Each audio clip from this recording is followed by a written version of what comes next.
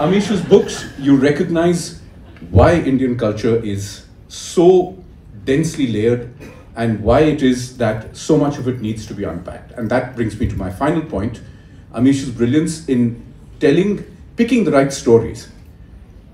Lots of people would think this is a slam dunk, it's a no-brainer. It's so easy to pick up Indian mythology and say, let's write about Shiva, let's write about the story of Ram, let's write about the Mahabharata, but it's not easy.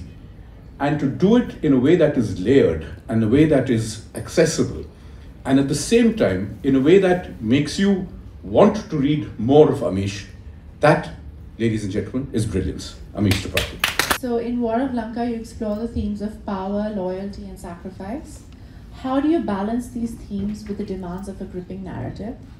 Your writing has been described as both mythological and contemporary. How do you strike a balance between these two seemingly different elements in your writing?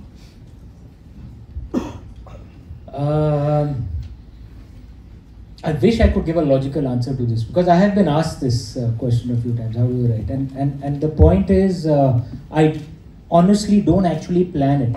I'm a completely instinctive writer. And I've said this often, I know it sounds strange, but I kind of open the laptop and there's a parallel universe that opens up. And then I record what I see. It actually is that way.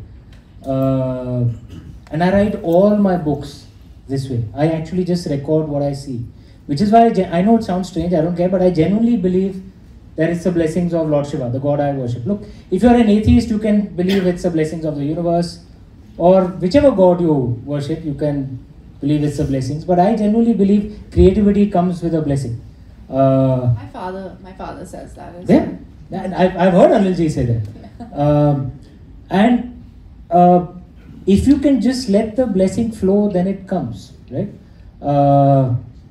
And the main thing is you can't explain where it comes from. You know, most of my school and college friends, when they meet me, because I'd shown no signs of creativity when I was in school and college. Immortals of Melua, my first book, was the first piece of fiction I ever wrote in my life. I'd written nothing before that, not even a short story in school. So most of my school, college friends, when they meet, they actually tell me the truth, who's actually written your books. What's interesting is Lord Ram was considered to be the ideal man.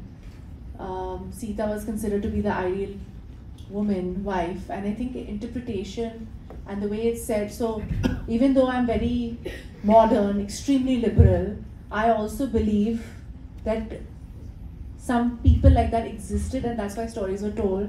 And as an actor, I always feel that there are stories in this world and we all want to tell those stories and they're all inspired by real life somewhere or the other. So it makes me feel very good to know that these amazing people and these amazing things actually existed at one point in life. I think anyone who has the privilege of being a storyteller, I think it was Steve Jobs who said this, that perhaps the most privileged job in the world is to be a storyteller, because others then give you that which is most valuable, which is not money actually. That which is most valuable is your attention, right? And if you're a storyteller, then others give you their attention. If they're giving you their attention, can you use that for something positive rather than something negative? It's not just about monetizing their attention. So I think I should try and do that. I'm not saying my views are perfect, but at least I try and put what I think are positive views. So I'm certainly against the caste system the way it exists today. Say right, we all have all castes in us, right? Yeah, it wasn't so in ancient times. Once again, fortunately, we can take it on using our scriptures themselves, right? It's an interpretation, right? Yeah, and there are scriptures which justify the caste. I'm not denying the caste system, but there are scriptures which go against the caste system, and I try and speak of that calmly, right? I try and speak of women's rights, LGBT rights. In one of my books, I had, Legend of Suheldev, which was released earlier. I had two gay characters who were warriors, and they just happened to be gay. That's it, right? So they weren't caricatured. Right? They were warriors. But they just happened. Two men happened to be in love with each other. I speak of women, as I just spoke.